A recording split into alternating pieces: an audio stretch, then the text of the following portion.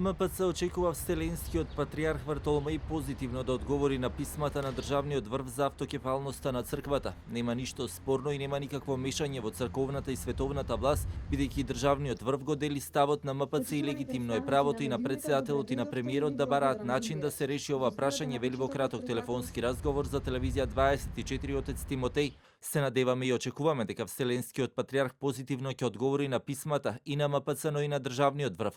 Нема никакво мешање во црковната и световната власт само затоа што претседателот и премиерот испратиле писма до Вселенската патриаршија. Напротив, сите во земјата се согласни во однос на прашањето за автокефалноста на МПЦ. Во сите држави и во регионот, но и пошироко, секоја црква ја има поддршката од државната власт и тоа така и треба да биде. Нашата земја има свој идентитет, народ и нација и своја црква и верници и поддршката од властите е секогаш добре дојдена.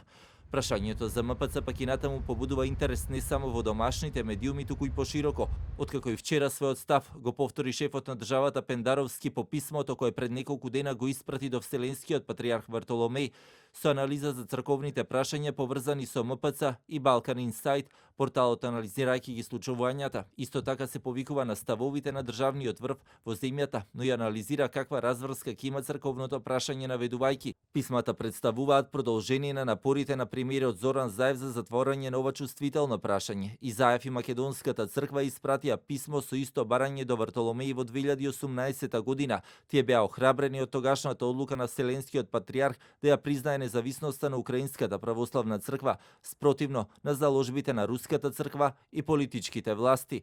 Според Балкан Инсайт, патриархот Вартоломеј тогаш индиректно го отфрлил македонското барање, оценувајќи дека сепак ситуациите во Македонија и Украина се различни и ја советуваше Македонската црква да побара решавање на нејзините проблеми околу статусот преку обновени разговори со црквата во Србија. Сепак порталот оценува дека во последните писма на Заев и Пендаровски се видливи идеите за начинот на кој се надеваат дека спорот може да се реши, при што тие го подсетуваат Вартоломеј на неговото канонско право да ги решава црковните прашања.